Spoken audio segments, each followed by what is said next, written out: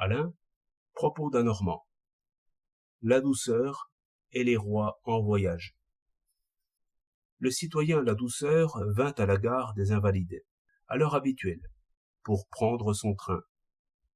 L'employé lui dit « Vous ne lisez donc pas les affiches? Votre train est supprimé pour aujourd'hui, à cause de leur majesté qui vont à la chasse. » La Douceur perdit 1 heure et manqua un rendez-vous.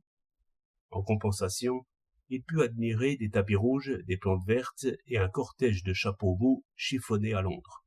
« Ô citoyen !» déclamait-il intérieurement, car il craignait la police. « Voilà comment on vous traite. Vous êtes bon pour payer l'impôt.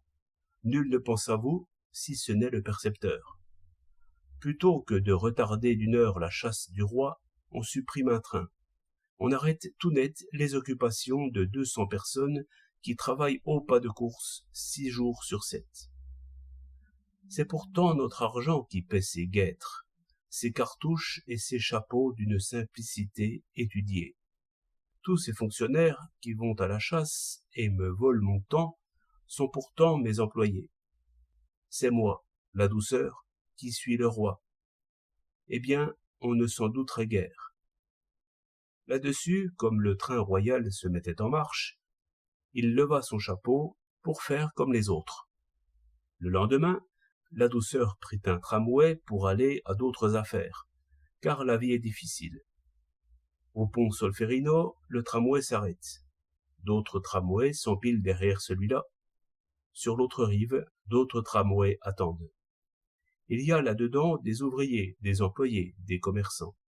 Il est naturel que tous les gens pressés perdent un quart d'heure, puisque leur majesté dîne en ville. Tous comprennent cela très bien, on leur a dit à l'école que tous les hommes sont égaux, mais ils ne l'ont point cru. Après quelques minutes, La Douceur tire sa montre, paye sa place et revient piéton. Il se glisse dans la foule juste au moment où l'on ne laisse plus passer personne. Le voilà au premier rang, à côté d'un homme de police déguisé en citoyen. Il entend des galopades, voit luire des cuirasses, reçoit un peu de boue sur le nez et cède à l'injonction de son voisin qui lui crie « Chapeau !» C'est fini. La Douceur joue des jambes, admire un joli couchant de couleur violette, hume le brouillard tiède qui cerne les réverbères et considère les choses et les gens d'un œil impartial. Ces barrages, se dit-il, ont du bon.